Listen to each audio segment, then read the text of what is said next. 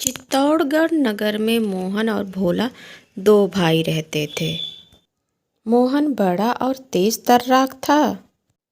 वही भोला सचमुच अपने नाम की तरह ही भोला था। मोहन भोला को बिल्कुल पसंद नहीं करता था। मोहन और उसकी पत्नी अक्सर इस ताक में रहते कि कब उसको घर से निकालकर बाहर कर दें।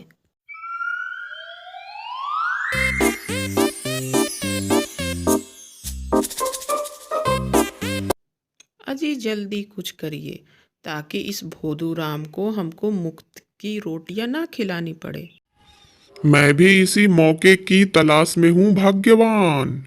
बस मुझे वह मौका मिल जाए जिससे कि इसको लात मार के सारी जमीन से बेदखल कर दूं। एक रोज उस राजा ने नगर में घोषणा करवाई कि जो भी सबसे अच्छा गाजर की खेती करेगा उसे इनाम दिया जाएगा। यह बात सुनकर मोहन के मन में लालच आ जाता है।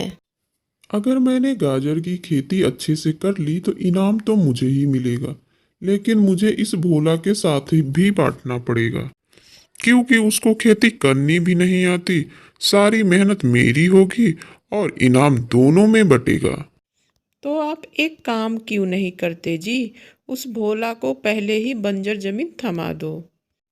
उसमें वह कुछ उगा नहीं पाएगा और हम अपने खेत में अच्छे से खेती करेंगे और इनाम जीत जाएंगे। अगले दिन बिल्कुल वैसा ही करता है। वह भोला को बंजर हिस्सा देकर उसको घर से निकाल देता है। भोला, मुझे गलत मत समझना भाई, मैं बस राजा के कहे अनुसार चलना चाहता हूँ। वैसे आज नहीं तो कल जमीन का बंटवारा तो होना ही था ना।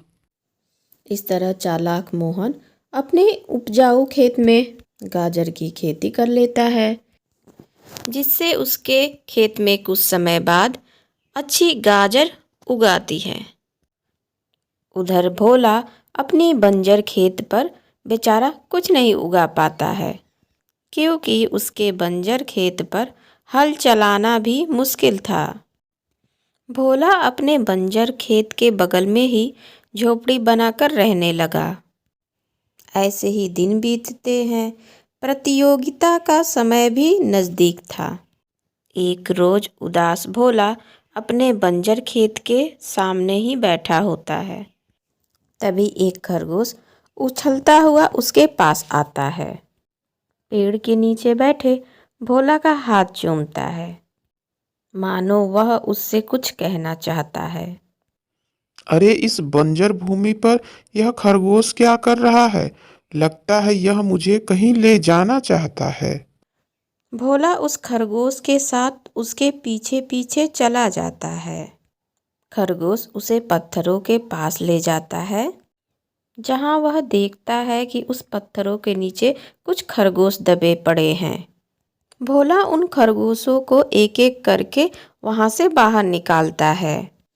तभी वह खरगोश उसको धन्यवाद देते हुए कहता है, तुम्हारा बहुत बहुत धन्यवाद। तुमने आज मेरे परिवार की जान बचाई है। हम तुम्हारा यह उपकार कभी नहीं भूल सकते। तुमने मेरी मदद की है, इसलिए मैं तुम्हें यह गाजर देना चाहता हूँ। यह एक जादुई गाजर है। तुम अपने इस गाजर को बंजर खेत में गाड़ दो, फिर देखो कमाल। जादुई गाजर। भोला ने बिल्कुल वैसा ही किया। उसने जैसे ही उस बंजर खेत में एक गाजर को डाला, वैसे ही वह पूरा खेत लाल लाल ताजी ताजी गाजरों से भर गया। अरे वाह, यह तो सचमुच गाजरों का खेत बन गया। तुम्हारा बहुत बहुत शुक्रिया, जादुई गाजर देने वाले खरगोश।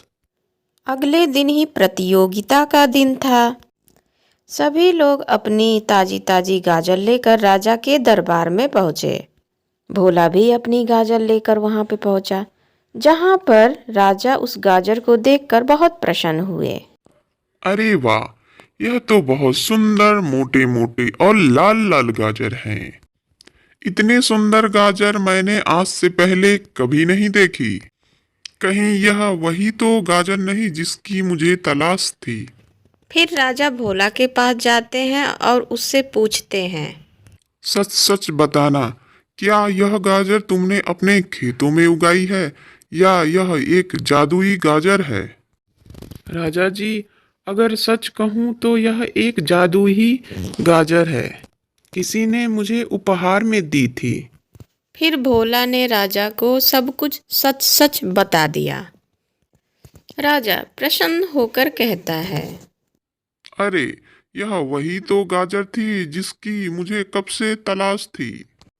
दरअसल साल भर पहले मेरी बेटी ने एक खरगोश का तिरस्कार किया था, जिससे क्रोधित होकर खरगोश ने उसे पत्थर हो जाने का श्राप दे दिया था।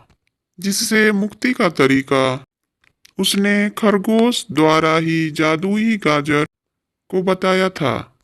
फिर राजा उसके कक्ष में जाकर उसकी बेटी के होठों से उस गाजर को लगाता है। जैसे ही उस गाजर को उसके होठों से लगाता है, वह पत्थर से इंसान बन जाती है। राजकुमारी दिखने में बहुत ही खूबसूरत थी। भोला उसे देखते ही आकर्षित हो जाता है। वही राजकुमारी भी उसको देखकर अपना दिल दे देती है। राजा दोनों को देखते ही सारी बात समझ जाता है। फिर वह भोला से कहता है, भोला, तुम्हारे ही कारण मैं अपनी बेटी को जीवित देख पा रहा हूँ। तुम अगर वह खरगोश की मदद नहीं करते तो यह जादुई गाजर हमें नहीं मिलती। इसलिए मैं अपनी बेटी का हाथ तुम्हारे हाथ में देना चाहता हूँ। आपकी बेटी को तो एक से बढ़ के एक राजकुमार मिल जाएंगे, पर मुझ गरीब के साथ? हाँ, लेकिन तुम्हारे जैसा नेक दिल इंसान इसे नहीं मिल सकता। राजकुमारी मेरी इकलौती बेटी है, इसलिए मेरा जो कुछ है वो तुम ही दोनों का है। इस वजह से अब तुम दोनों यहाँ मेरे साथ मेरे महल में रहोगे। इतना कहकर राजा उन दोनों की शादी करवा देता है। और भोला कल तक जो गरीब किसान था, आज महलों का राजकुमार बन चुका था। यह देख उसके भाई और भाभी को अपनी करनी पर बहुत पछतावा होता है, लेकिन वो और भला पछतावे के अलावा कर भी क्या सकते थे। तो दोस्तों, आज की कहानी आप लोगों को कैसी लगी ज़रूर बताइएगा कमेंट में। फिर मिलते हैं नेक्स्ट वीडियो में, तब तक के लिए bye. Thank you so much मेरा पूरा वीडियो देखने के लिए, और अपना ऐसे ही प्यार बना के रखिए। और जिसने मेरे चैनल को लाइक सब्सक्राइब नहीं किया है फ्रेंड, तो प्लीज़ लाइक सब्सक्राइब शेयर करिए। बेल आइकन को भी प्रेस ज़रूर कर दीजिएगा, कि जिससे कि मेरी कोई भी वीडियो आए वो सबसे पहले आप लोगों के पास पहुँचे फ्रेंड। तो फिर मिलते हैं फ्रेंड, बाय।